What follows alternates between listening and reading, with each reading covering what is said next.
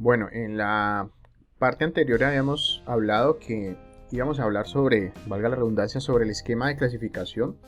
Y en este caso vamos a hablar sobre la metodología Corin-Lancover.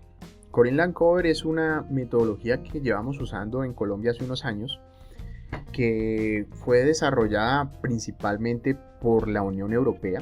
La Unión Europea pues es, recordemos, la Unión de Naciones de Europa que están constituidas como un eje único.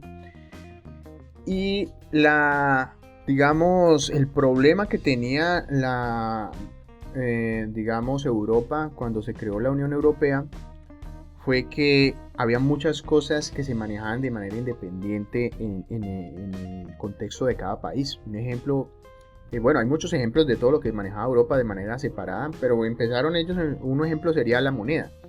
La moneda común europea se definió como el euro, porque cada país tenía entonces su moneda. Digamos, España tenía la peseta, los países, digamos, alemanes, entonces tenían marcos alemanes, los italianos tenían pues la lira italiana, los franceses tenían, digamos, la moneda francesa, así sucesivamente. Cada país tenía su propia moneda, entonces si yo me iba de un país a otro, pues tenía que hacer intercambio de la moneda, etcétera. Cuando se unificó la teoría de la unificación europea, ellos empezaron a ver que había muchas cosas que había que unificar.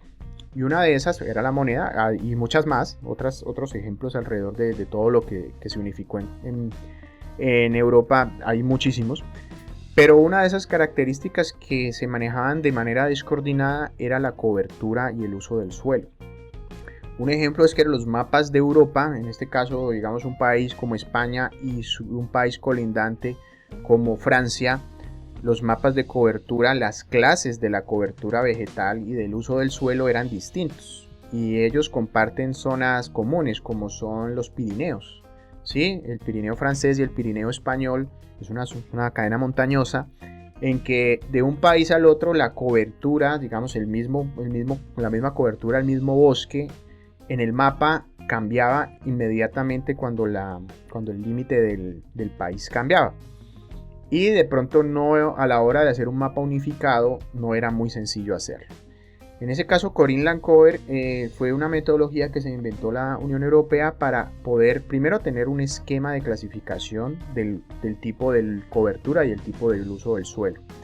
En ese caso, ese esquema de clasificación lo que trataba de hacer es que se coordinaran entre las distintas entidades y se pusieran de acuerdo qué clases eran las que iban a manejar en Europa.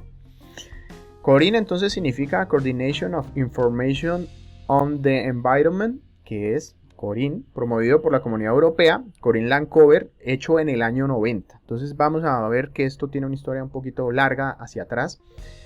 Y fue el que definió la metodología para realizar, digamos, el inventario de la cobertura terrestre en Europa y tener claras las clases, ¿sí? Porque una cosa es que yo diga bosque caducifolio y otro diga bosque primario y otro diga bosque, no sé, bosque europeo de niebla, alguna situación, una clase que cada país se había inventado, y eso era imposible entonces coordinar clases con distintas clases de países porque eran distintas metodologías y distintas cosas. Caso que Colombia tenía anteriormente, ahora no lo debería tener porque nosotros en teoría ya tenemos sistemas de clasificación y para allá vamos con esta explicación. En este caso, Colombia definió en el año 90, luego de conocer la experiencia de los europeos y de los centroamericanos que también hicieron un proyecto asociado por la Comunidad Europea, que creo era el proyecto Sherpa, si mal no recuerdo. Colombia adaptó la metodología Corin-Lancover del sistema de clasificación europeo para poder aplicarlo en el país. Entonces, en Colombia se permite con este sistema describir las características de la cobertura de la tierra interpretadas desde imágenes de satélite o de sensores remotos para la construcción de mapas de cobertura a diferentes escalas. Oficialmente en Colombia actualmente está vigente el sistema de clasificación Corin-Lancover escala 1/100.000. Yo les pondré el sistema de clasificación como el documento en el compartido. Este proyecto entonces, ¿de dónde viene? Viene desde el año 90, cuando el Corin-Lancover se definió en Europa. a través de un proyecto que se ratificó y que terminó siendo, digamos, enfocado en su desarrollo en el año 2000. Y el proyecto Sherpa, que posteriormente se aplicó exitosamente en Centroamérica, en Belice, Costa Rica, Salvador, Guatemala, Honduras, Nicaragua y Panamá, permitió integrar de manera, digamos, exitosa los usos de cobertura de Centroamérica. En ese caso, Colombia, cuando nosotros empezamos a trabajar esto, Colombia tenía distintos sistemas de clasificación. Quizás uno de los más comúnmente utilizados era el sistema de clasificación de la cobertura del IGAC, pero el IDEAM también tenía sistema de cobertura desarrollado, y las corporaciones o las entidades que trabajaban, generaban cartografía, pues a veces también se inventaban su sistema de clasificación. Entonces, en Colombia, los mapas, si ustedes pueden ver, sobre todo los planes de ordenamiento territorial, muchos planes de ordenamiento territorial utilizan la base de clasificación del IGAC básica, digamos, pero hay otras entidades que tienen sistemas de clasificación. Entonces, un ejemplo sería un parque nacional y un plan de ordenamiento territorial. De pronto, el parque nacional, a la hora de hacer su clasificación de cobertura, en los mapas del plan de manejo, y veríamos el plan de ordenamiento territorial, los mapas del plan de ordenamiento, las coberturas no coincidan. De pronto aquí decía bosque primario y acá decía bosque ripario o bosque de niebla. Y esa clase no estaba estandarizada, porque para mí una cosa es un bosque primario, para otros es un bosque de niebla, para otros es un bosque, digamos, de uso prístino. Entonces, si no se tiene en cuenta un sistema, un estándar, no podemos traducirnos, no podemos hablarnos. Es como que alguien hable inglés y otro hable francés. Si no hablamos el mismo idioma, no nos vamos a poder entender. En ese caso, el sistema Corin-Land Cover se trató de llevar un inventario, digamos, homogéneo de las coberturas, del uso y principalmente de la cobertura de la tierra para la parte de interpretación. Está muy enfocado a hacer la interpretación visual. La metodología Corin-Land Cover está fuertemente enfocada a hacer interpretaciones de manera visual y digitalización manual, pero pues es aplicable a una interpretación con sensores remotos a partir de las clases que podamos definir desde el punto de vista automático o semiautomático, con la clasificación supervisada. En este caso, cuando nosotros aplicamos el sistema de información geográfica y utilizamos también los sistemas de procesamiento de imágenes como PCI, nosotros tenemos que tener claros unas clases de la nomenclatura que vamos a usar para clasificar la Tierra. ¿Por qué? Porque nosotros, si vemos a niveles nacionales en términos de las clases de lo que encontramos en el país, pues tenemos una gran cantidad de elementos. Aquí vamos a ver la nomenclatura de Corin-Land Cover. Corin-Land Cover, entonces, ¿cómo funciona? Tienen sistemas de clasificación jerárquicos. Nosotros vamos a ver aquí vemos un ejemplo. Tenemos el 1, luego tenemos el 1.1, luego el 1.11 y luego el 1.11 si lo subdividimos más. En este caso, un ejemplo de subdivisión es el 1.3.1, que se puede subdividir en 1.3.11, 1.3.12 y así sucesivamente. ¿Por qué? Porque esto es un sistema jerárquico. Vamos a hablar entonces en referencia a la jerarquía, sobre todo asociada a los niveles de escala y detalle. Un ejemplo, estamos haciendo un mapa 1.25.000 del municipio de Santiago de Cali, en el cual llegaríamos hasta un nivel jerárquico 4, por así decirlo. Este es nivel 1, nivel 2, nivel 3, nivel 4. ¿Sí? Un ejemplo sería esto, que nosotros encontramos el mapa de Santiago de Cali, territorios artificializados. Los territorios artificializados se subdividen entonces en zonas urbanas, zonas industriales o comerciales, zonas de extracción mineras y escombreras, zonas de escombreras y vertederos, zonas verdes y artificializadas no agrícolas. Estas son las clases, digamos, en las que en un nivel 2 se subdividen los territorios artificializados. Si viéramos un mapa a escala 1/100.000, veríamos territorios artificializados. Si vemos un mapa 25.000, entonces vamos a ver que ese territorios artificializados se subdividiría en zonas urbanas, zonas industriales, zonas de extracción minera y escombreras y zonas verdes y artificializadas no agrícolas. Esa escala, digamos, de uno 500.000 a uno 100.000 ya me está cambiando de escala y me permite ver más elementos, diferenciar más elementos. Si mi mapa, voy a hacer un mapa con imágenes Landsat 1/100.000, yo tendría que tener en cuenta mi sistema de clasificación a la hora de que yo estoy viendo, interpretando, estoy viendo ciertas cosas. Y un ejemplo es cuando ustedes veían el ejercicio con la imagen Landsat, nosotros veíamos ciertas cosas. Si yo les hubiera dado el sistema de clasificación, ustedes me hubieran podido hacer una interpretación basados en el sistema de clasificación como Corin Lancover, en que vamos a ver zonas urbanas, zonas industriales, zonas de extracción minera, zonas verdes artificiales no agrícolas.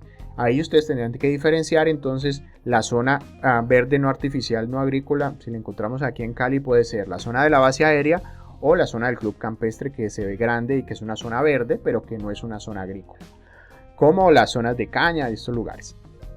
En este caso, si empezamos a bajar, a ir a un detalle mayor, digamos un nivel 3, digamos 1.25.000 por así decirlo, encontramos que las zonas artificializadas y las zonas urbanas, o sea Santiago de Cali, podemos dividirlo en tejido urbano y en tejido suburbano o centros poblados. Entonces ahí ya nos saldría tejido urbano Santiago de Cali, tejido suburbano de pronto las zonas veredales y centros poblados de pronto algunas pequeñas poblaciones que alcancemos a analizar cercanas.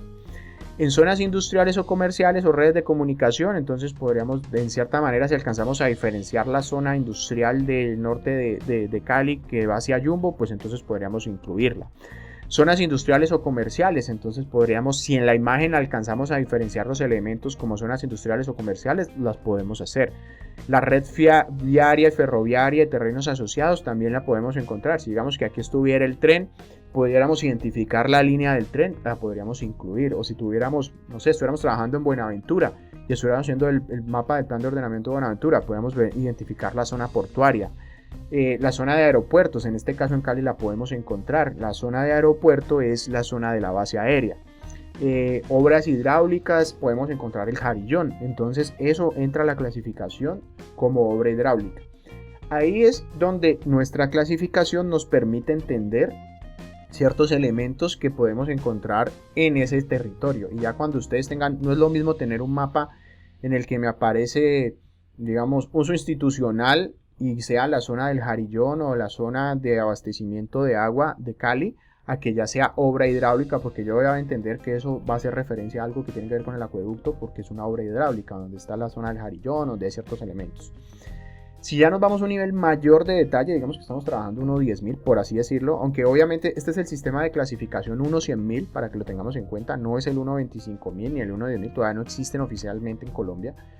Las corporaciones como la CBC, hay otras corporaciones a nivel nacional que están trabajando a niveles ya 25.000, pero oficialmente todavía no tenemos un sistema de clasificación 25.000. Tenemos el 100.000, que ahí va desde 500.000 a 100.000, y más detalle de 100.000 no hemos tenido oficial todavía desarrollado en el país. Yo tuve la oportunidad de trabajar hace muchos años con para las definiciones de los sistemas de clasificación, porque se reunieron todos los institutos, todos los centros de investigación, las universidades que trabajan mucho esto, el tema de ministerios, todo el mundo se reunió y se hizo una reunión para poder definir, o bueno, no se hizo una reunión, se acordaron unas reuniones de unos talleres durante mucho tiempo hasta llegar al sistema de clasificación 100.000. Para llegar al sistema 25.000, pues se necesita un trabajo muy grande también de muchos años para que todos nos pongamos de acuerdo, porque esto lo utilizamos todos, todas las entidades del Estado, todos los privados, los públicos, usamos toda esta información. Entonces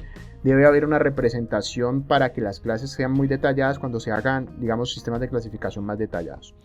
En el ejemplo máximo que tenemos hasta ahora, en este 1.3.1 o 1.311, en el ejemplo, digamos, vemos una zona de extracción minera que la podemos derivar en distintas clases, como zona de extracción petrolera, carbón, oro, materiales de construcción y otras explotaciones, que inclusive aquí cabría para otra subdivisión. ¿Sí? Nosotros podríamos subdividir, en este caso, cómo funcionan los sistemas de clasificación. A medida va en función de jerarquía y la escala. A medida que vamos bajando una escala mucho más detallada, vamos a tener niveles de detalle que podemos incluir dentro de nuestro proceso. Un ejemplo, entonces, los cultivos anuales o transitorios.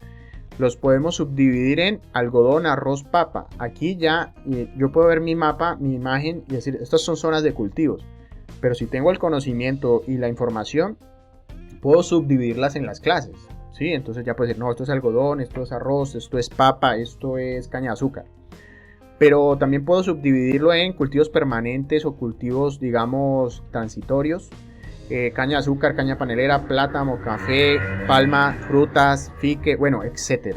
Ahí es donde mi sistema de clasificación ya no es lo mismo que yo esté trabajando en sistemas productivos, yo estoy haciendo un análisis de una cartografía de un territorio para una clasificación o para una zonificación. Si yo digo cultivos permanentes o si ya entro a subdividir los cultivos y asignar las clases de los cultivos que son reales, porque eso ya tiene que ver mucho en enfoque con el manejo que se tenga a nivel social y muchas cosas que se pueden analizar y planificar. En este caso, los sistemas de clasificación nos sirven para entender muchas cosas y para que quede correctamente entendido, digamos, nuestro enfoque de análisis a nivel territorial. Aquí vemos entonces la cobertura desde el punto de vista de bosques. ¿Sí? Vamos a pasarla rápidamente. La parte de humedales, cómo los subdividimos. Hay algunos que están llevados a niveles más detallados y a otros menos detallados. Cuando nosotros vemos entonces los sistemas de clasificación, cuando ustedes puedan ver el documento de Corín, se darán cuenta que Corín nos muestra las clases y generalmente están asociadas a unos sistemas de clasificación o a un sistema de patrón de interpretación. Nosotros, a medida de que llevemos mucho tiempo trabajando en interpretación, pues vamos a mejorar la capacidad de visualización de ciertos elementos, sobre todo si nos acostumbramos a ver ciertas coberturas muy típicas. Sí, digamos, yo desde mis años de trabajo, pues yo puedo reconocer una gran mayoría de coberturas solo viendo una imagen.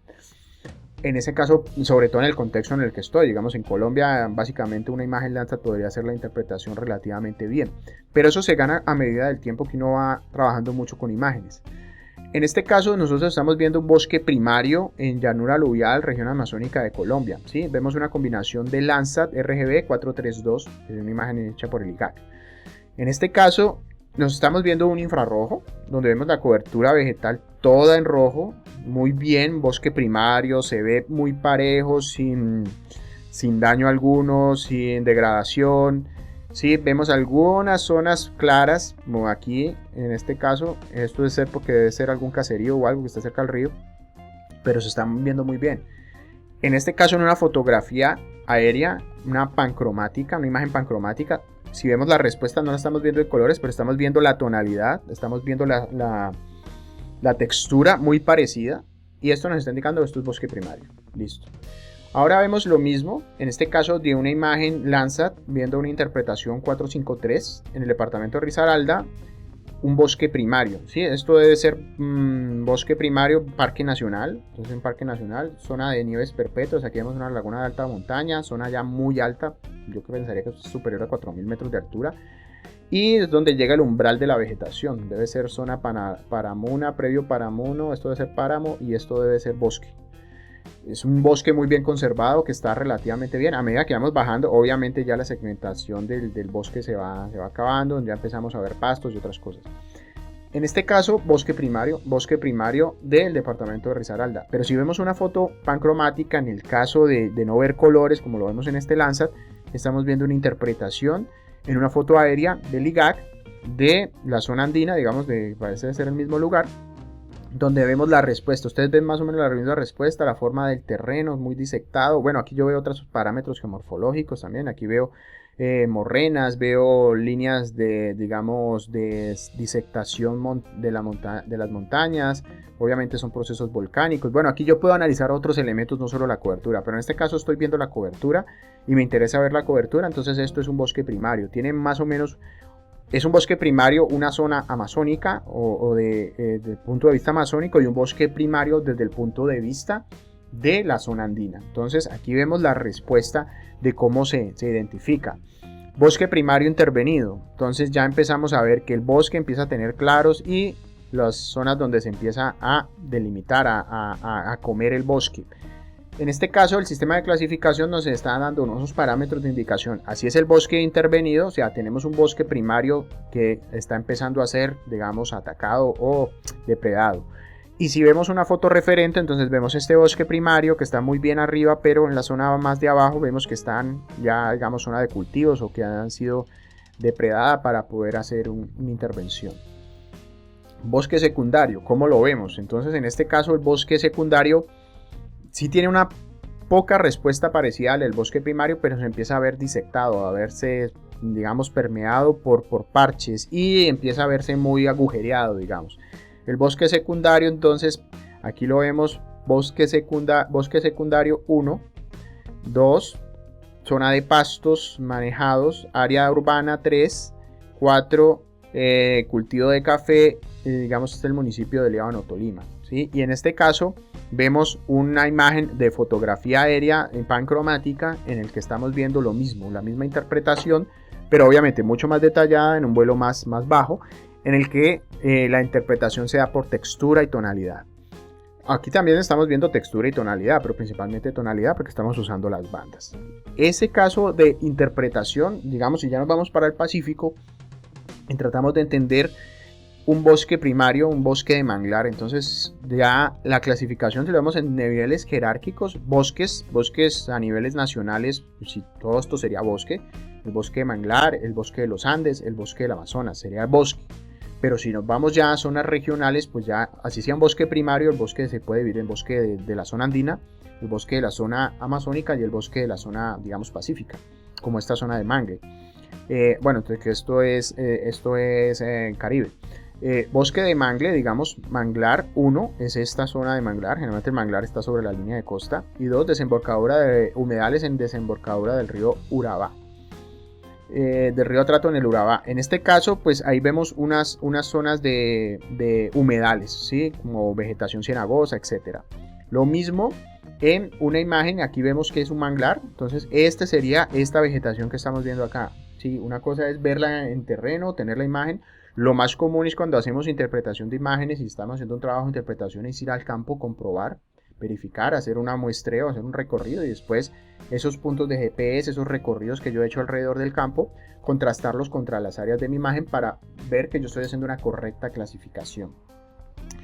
En este caso aquí vemos el bosque un bosque de manglar. Vemos aquí entonces un patrón de manglar en fotografía aérea pancromática. Vemos aquí una zona de foto de Tumaco, ¿sí? La zona de manglar. Y vemos un patrón de drenaje también con manglar, en este caso en Tumaco. Esta es la isla de Tumaco. Y vemos entonces zonas de mangle, muy grandes las zonas de mangle, generalmente asociadas a la zona, digamos, de cercana del río, de desembocadura de los ríos. Aquí lo vemos también. Entonces una cosa es verla en satélite, en detalle Landsat, otra cosa es de verla en fotografía aérea pancromática. Tenemos unos criterios de interpretación. Este ejemplo es el del bosque de galería o denominado bosque ripario. Aquí vemos un bosque de galería que se ve muy bien, perfectamente en la zona de los llanos orientales con una imagen Landsat, ¿sí? Vemos el patrón, inclusive aquí hay si ya no lo analizáramos desde otro punto de vista, no solo desde la parte de cobertura, sino desde el punto de vista de cómo son los patrones de drenaje, ¿sí? Podemos ver un patrón dendrítico o un patrón lineal, radial. Bueno, la forma de los patrones aquí se ve perfectamente, ¿sí? Quedan pocos bosques, ¿sí? Los bosques primarios, riparios, son los que están sobre las zonas de los cuerpos de agua, en este caso los ríos. Aquí vemos una foto entonces de un bosque de galería, alrededor está todo pelado y generalmente queda el bosque que cubre la línea de los ríos, ¿sí? Que es el que se denomina bosque de galería, es el bosque que está generalmente por los laterales del lado del río y que por protección de la ley, pues del río, el margen del río debe dejar 30 metros de área de protección, no se debe intervenir, que son estos, los bosques de galería o bosques riparios. Y aquí vemos un bosque de galería, digamos en una imagen de fotografía aérea, en este caso de los llanos orientales, que nos muestra también bosques de galería, digamos un poco más gruesos, en este caso un poco más restringidos, porque probablemente todas las zonas de sabana han sido utilizadas para pastos limpios y enrastrojados. Vemos la imagen, en este caso en blanco y negro o en escala de grises, y aquí la vemos en imagen en Landsat, ¿sí? Si vemos, nos damos cuenta que el color más gris claro hace referencia a pastos limpios. Aquí lo vemos en un color verdoso claro, zonas de pastos limpios, ¿sí? Donde se está enrastrojando. Aquí está pastos limpios, es casi la zona sin cobertura, y el rastrojado es cuando está empezando a crecer. Vemos un ejemplo de imagen versus realidad. En este caso la imagen de pastos limpios y el bosque, una zona que tiene bosquecito y otra que tiene pastos limpios. Entonces el pasto limpio pues es zona más baja, un pasto bajo que nos muestra esta referencia en una imagen Landsat, generalmente más brillante, más verdosa, dependiendo de la combinación que estemos usando. Un cultivo de arroz. Ustedes dirán, si vemos esto a principio y no sabemos que es un cultivo de arroz, pensaríamos que es una zona de pastos. En el caso del ejemplo de aquí, sería, esto es pasto limpio. Si yo no supiera que es un cultivo de arroz, diría que es pasto limpio, aunque de pronto viendo la imagen diría, pero qué extraño que ese pasto se vea tan parecida a la respuesta que vemos en el río, como en este caso que vemos el cuerpo de agua al lado, vemos un río y ese río se ve muy parecido. Esta situación pues traería sospecha, entonces yo diría esto debe ser un cultivo de arroz, y aquí en la respuesta es un cultivo de arroz. Esto es probablemente en el Huila, que es la zona donde se cultiva arroz aquí en Colombia en su gran mayoría, y así se ve la respuesta. Es una zona que tiene como vegetación, pero que tiene un contenido de agua muy alto, ya que estamos viendo una combinación de Landsat en la que se ven los contenidos fuertemente de agua. Estos colores rojizos azulosos son con consideración de agua. Si vemos la referencia a un contenido de agua, pues el agua que se ve en el río y el agua que vemos en el cultivo de arroz. Recordemos que el cultivo de arroz es un cultivo inundable, es un cultivo en el que se inunda con agua porque debe estar inundado, encharcado en cierta manera para poder crecer. No solo existen entonces los sistemas de clasificación como el CORIN, que es el que usamos en Colombia. Existen otros sistemas de clasificación de la vegetación. En este caso, la vegetación asociada principalmente a la subdivisión por la parte florística y fenológica. Si vamos a ver netamente la vegetación, podríamos clasificarlos. También existen los sistemas de clasificación de cobertura de la FAO. Hay otros esquemas. Los más comunes son el CORIN, el de la USDA, que es el servicio vegetal, digamos, del Servicio Forestal de Estados Unidos, y el de que maneja las Naciones Unidas a través de la FAO, que se utiliza sobre todo en África, se utiliza mucho, o en Latinoamérica también se utiliza mucho. Nosotros también, si vemos a niveles de suelos, tenemos sus sistemas de clasificaciones a nivel mundial. Está el sistema de clasificación de suelos de la FAO y el sistema el servicio edafológico de Estados Unidos, que es el de Estados Unidos, que también se usa para clasificación de suelos. Para la vegetación, entonces, el US National Vegetation Classification System, que es el del sistema americano, utiliza un enfoque sistémico para clasificar la vegetación desde el punto de vista físico-florístico. En la parte de CORIN no se utiliza tanto este enfoque, pero hay algunos elementos en los que nosotros podríamos llegar a utilizar estos sistemas de clasificación. Lo recomendable es que se llegue, sobre todo a los niveles más detallados. CORIN trata de integrar estas partes florísticas fisiológicas a niveles muy detallados. Digamos, si yo ya tengo una escala 10.000, 5.000, en que yo ya puedo diferenciar las especies, yo ya puedo diferenciar los estados vegetativos de la vegetación, ahí ya podría entrar a subdividir, digamos, la división, clase, subclase, grupo, formación, estado de nivel vegetativo de la vida. Ya es distinto las maneras que lo podemos hacer. Pero esos sistemas, digamos, son poco comunes, son muy especializados, de pronto son para cosas muy especializadas, digamos, no sé, que estamos haciendo el inventario forestal o florístico de una ciudad o de un territorio, digamos, ella está trabajando a niveles botánicos, de identificación taxonómica o algo así, o a un nivel de un trabajo ecológico que se necesita tener un detalle muy fuerte de la parte ecológica, se podría entrar a trabajar. Pero en esos términos, este tipo de clasificaciones pues son, digamos, muy especializadas. No, vamos, en Colombia he tenido pocas oportunidades de trabajar con estos niveles, sobre todo porque no son muy utilizados para cosas en general, sino para trabajos muy especiales o especializados. Pero aquí es donde vemos este nivel, ¿no?, de la relación entre el detalle requerido, la resolución espacial y el sistema de clasificación. Entonces, una cosa es clasificar y ver un sistema de bosques a nivel mundial, a nivel continental, a nivel regional, a nivel nacional. Otra cosa es empezar a bajar, ¿no? Cuando empezamos a ver a nivel ya de la nación, o a nivel de un bioma, o a nivel de una región. Entonces no es lo mismo hacer el mapa del departamento que del Chocó biogeográfico, o de la cordillera de los Andes, o de la región natural. ¿sí? Ahí es cuando nosotros tenemos que ver cómo lo vamos, porque vamos a manejar, porque el sistema de clasificación va en función de la escala y del detalle que estemos mapeando, que estemos analizando. Cuando nosotros llegamos a niveles ya muy detallados, digamos a niveles de más allá de la región, digamos niveles en los que tengamos unos niveles de resolución, sobre todo de uso de imágenes, aquí vamos a ver nivel de detalle de clasificación versus detalle de la imagen.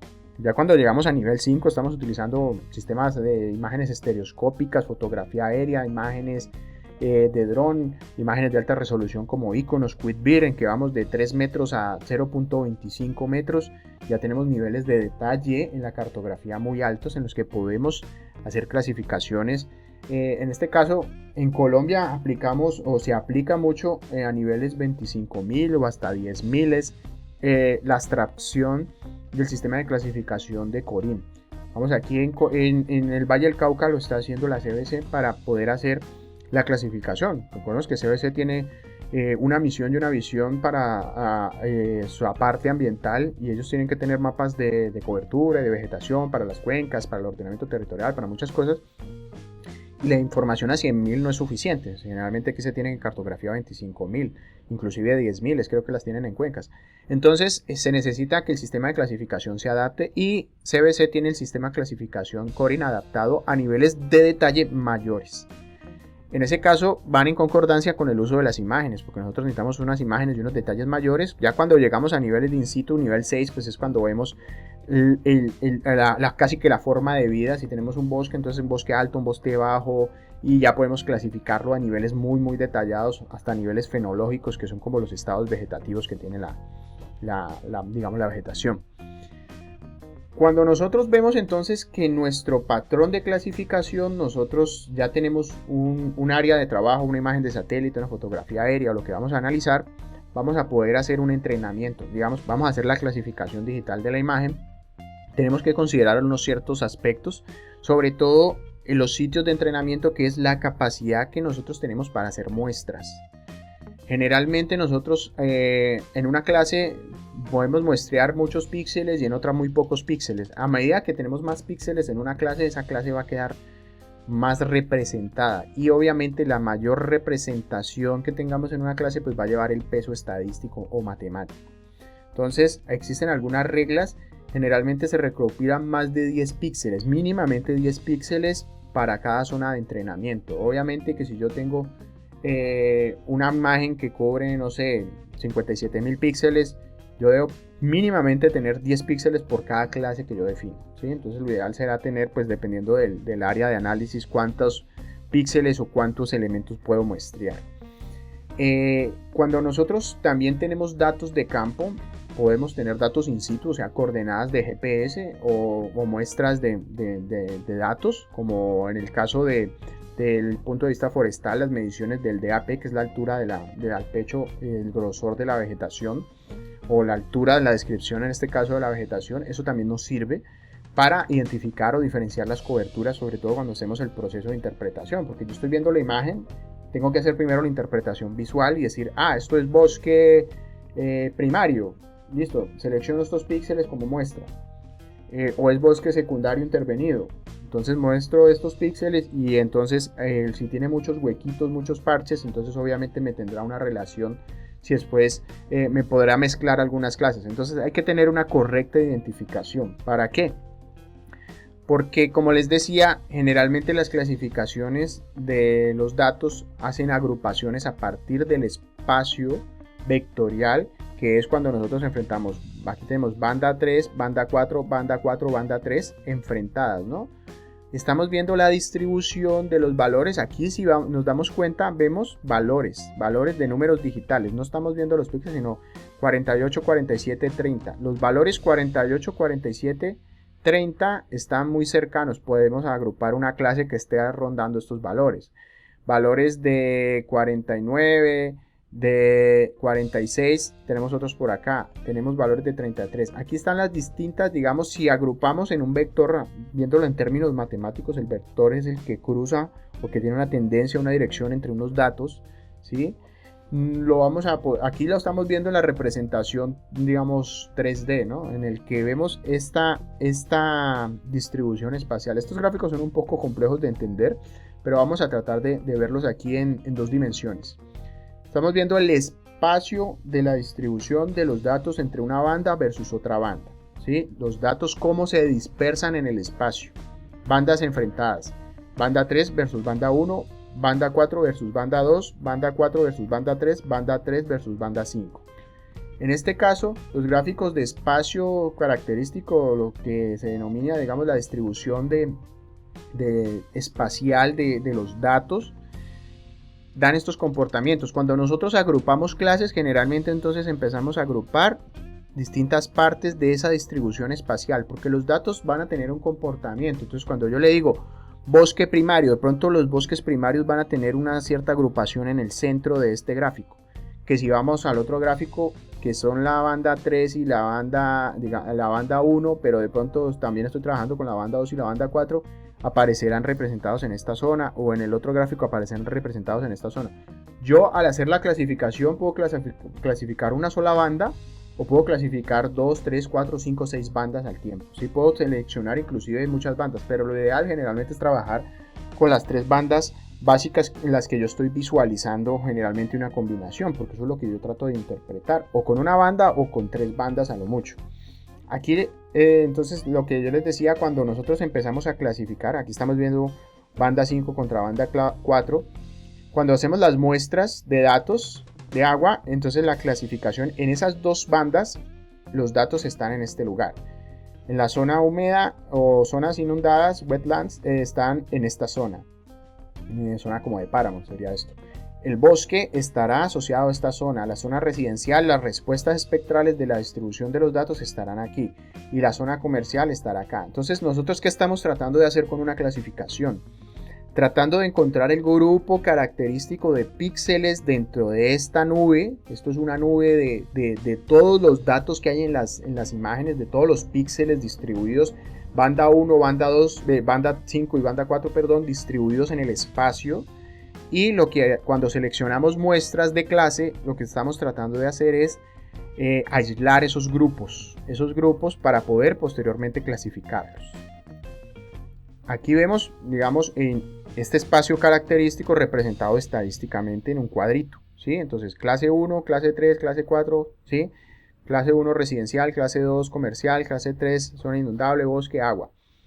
Esta referencia nos hace entonces a que los valores, cuando los clasifiquemos, va a tomar la parte estadística, va a tomar los datos de estadística y los va a agrupar para poder sacar las clases.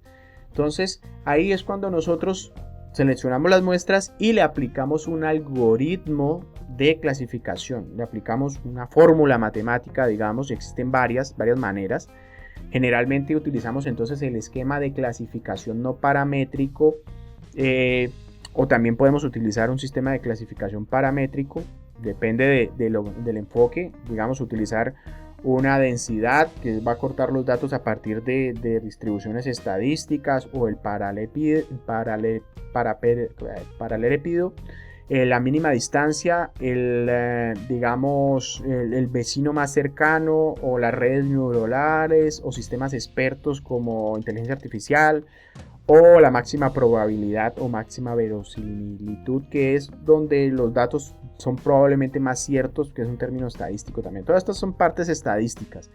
En este caso, digamos aquí en paralelepípedos, es que esta palabra es un poco compleja de mencionar.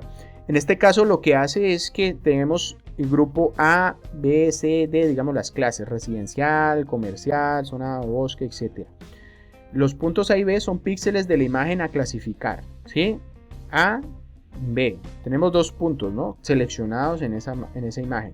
El píxel A tiene un valor de brillo de 40, o sea, un valor de número digital de 40 en la banda 4 y 40 en la banda 5, ¿sí?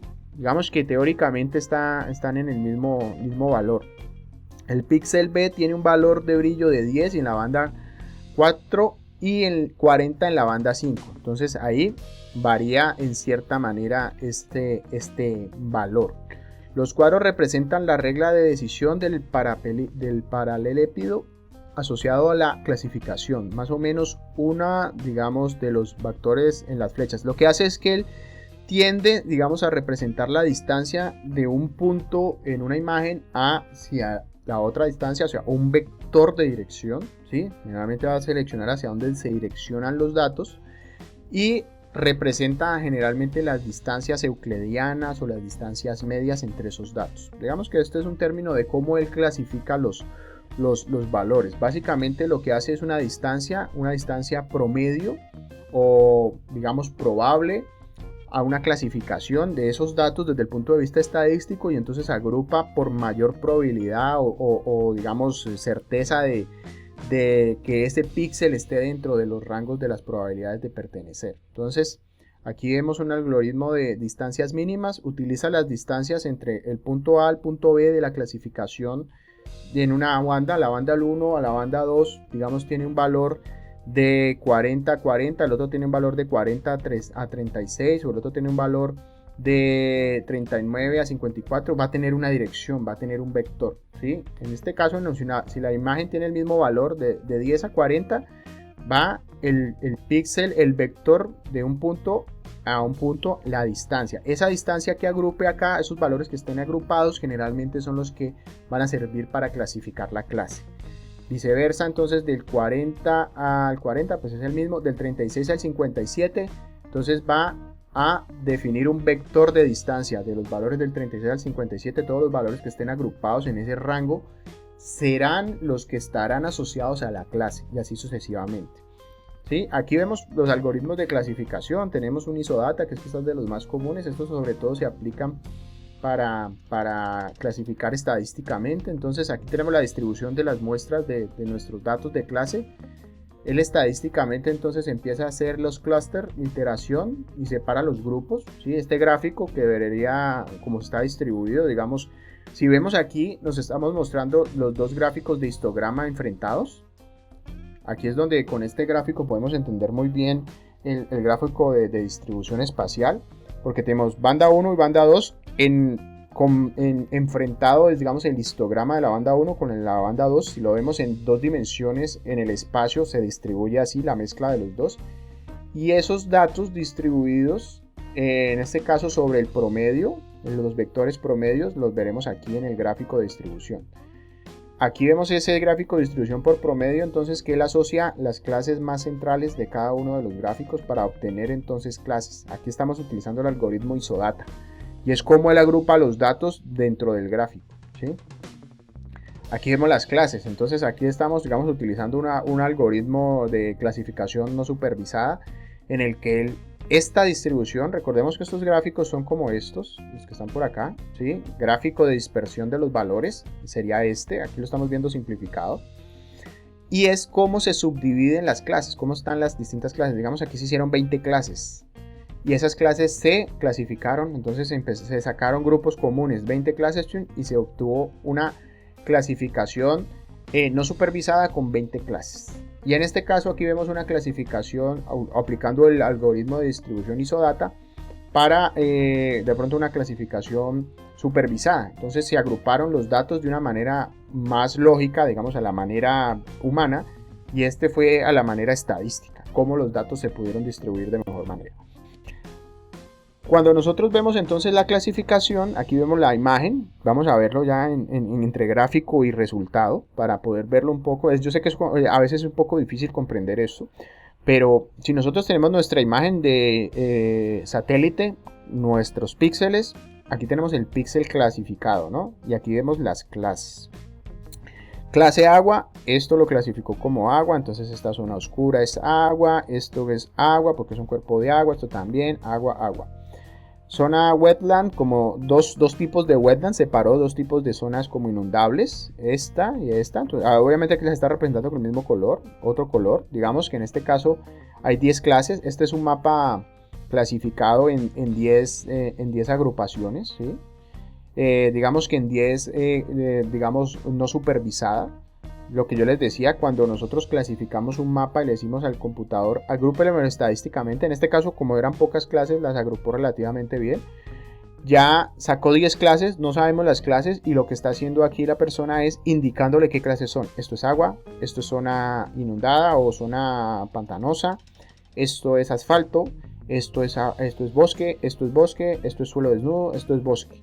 ¿Sí? Entonces estamos sacando una clase, 2 clases, 3 clases, 4 clases, 5 clases reales sobre 10 clases clasificadas de manera automática. Cuando vemos los datos en el espacio característico, en la distribución, en el feature space, en este gráfico de dispersión, digamos, vemos cómo se clasifican las distintas clases. Clase 1, clase 2, clase 3, clase 4. Él separa de la mejor manera, como la manera más lógica de la distribución estadística, los datos de manera automática.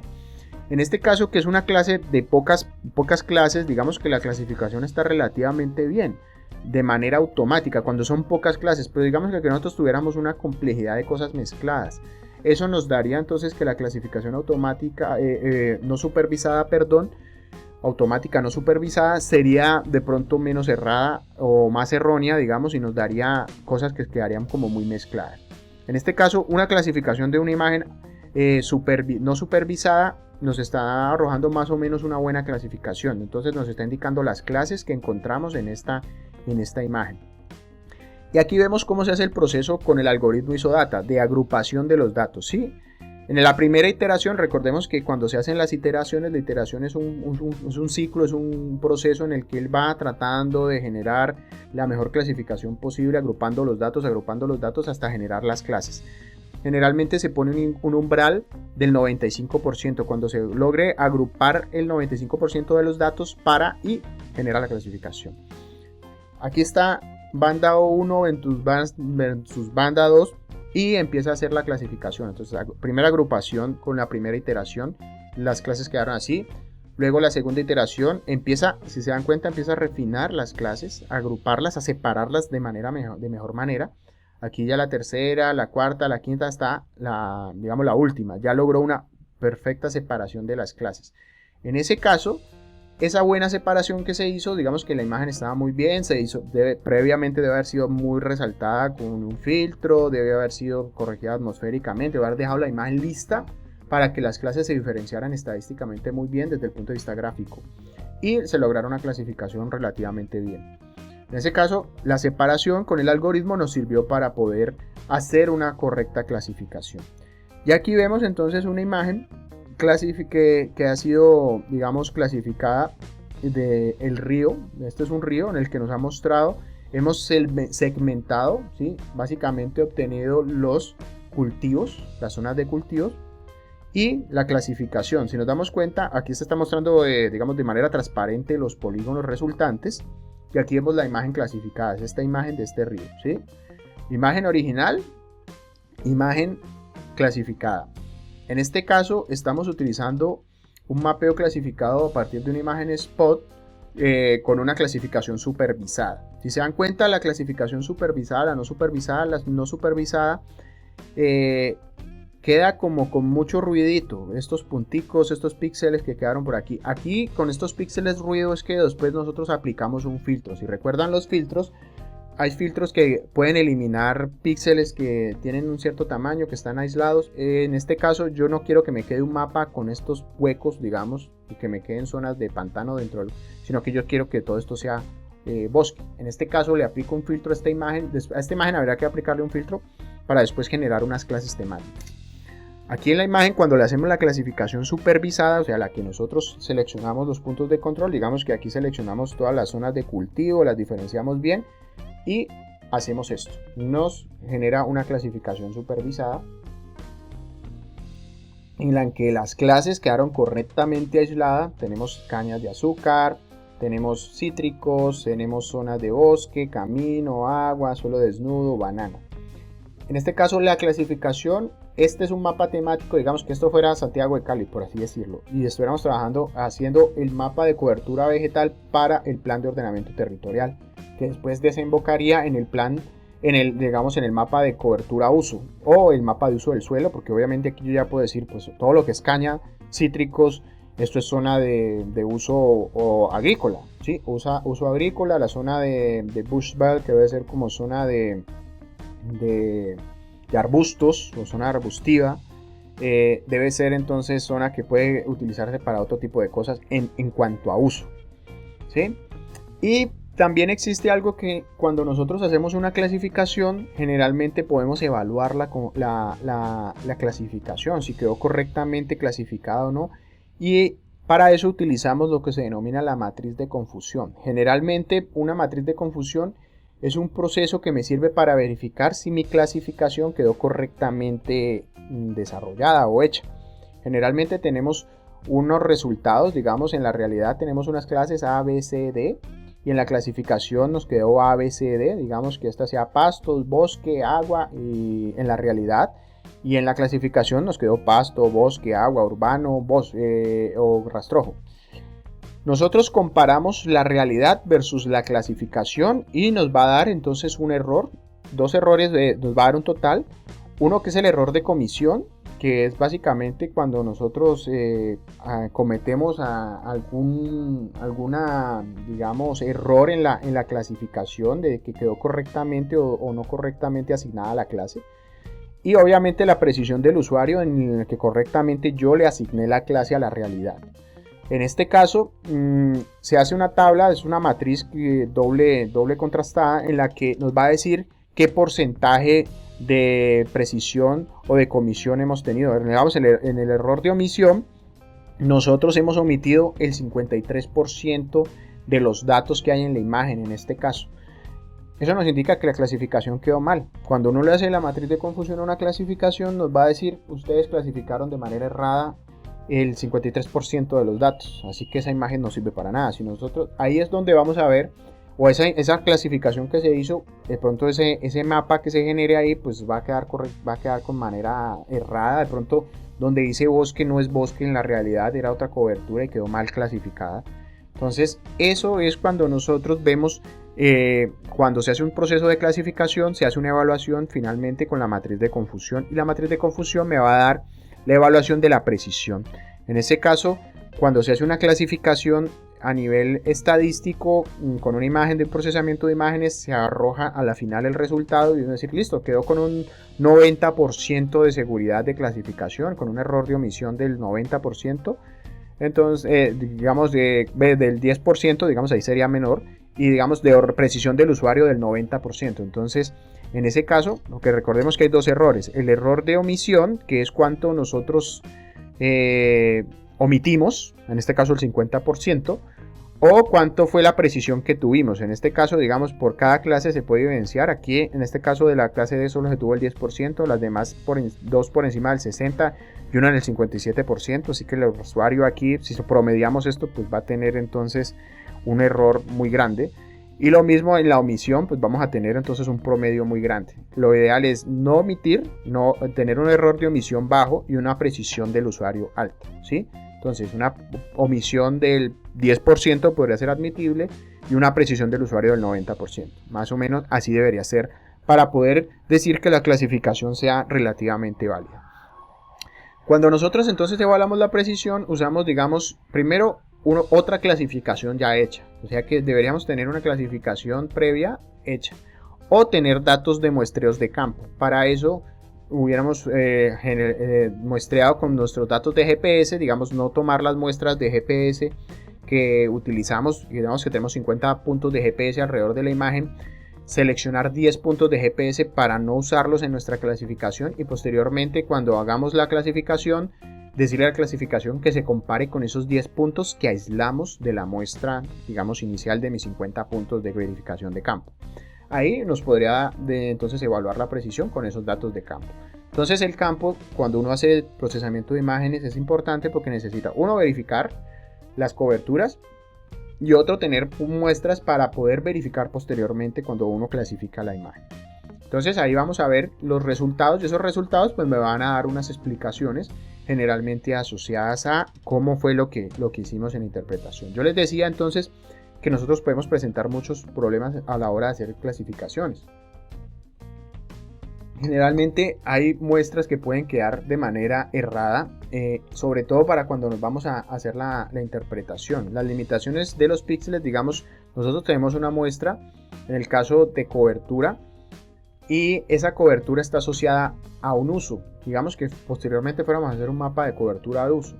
Hay muchas zonas en las que podríamos separar directamente si conocemos el uso, pero en unas que no conocemos el uso porque no estamos en campo, no tenemos la verificación, entonces vamos a poder clasificarlas de manera errada.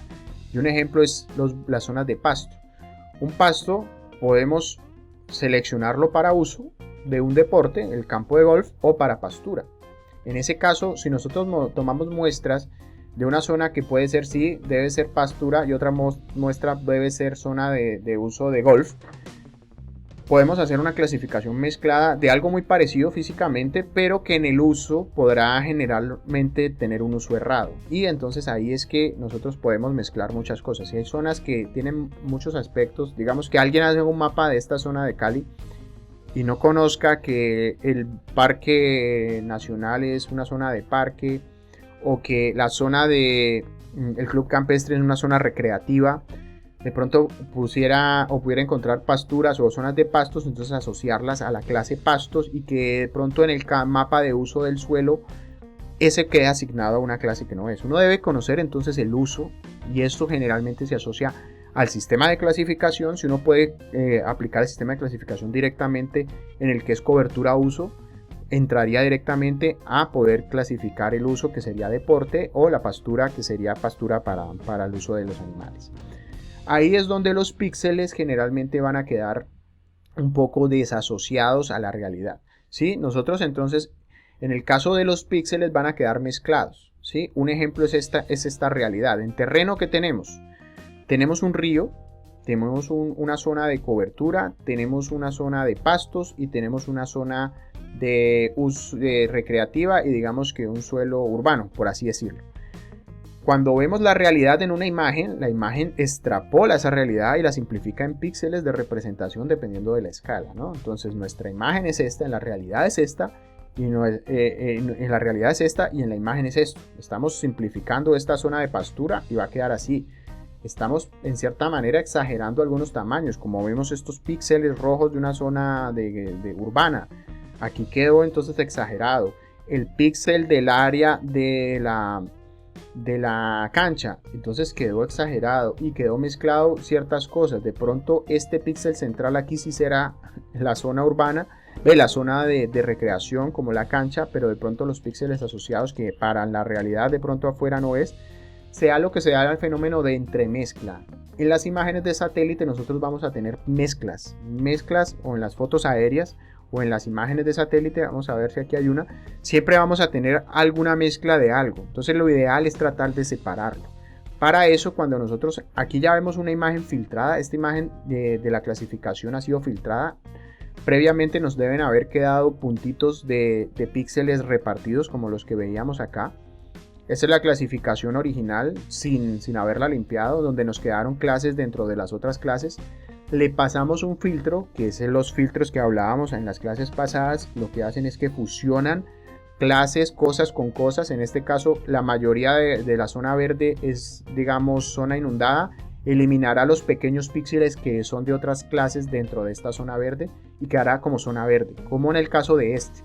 Digamos que aquí dentro de estos polígonos que ustedes los ven muy finos, muy refinados, todo es zona de caña de azúcar. De pronto nos hayan quedado pequeños píxeles dispersos dentro de caña de azúcar que han sido bosques. Le aplicamos un filtro y entonces elimina esos píxeles. ¿Para qué? Para que sea en concordancia con la cartografía y la escala.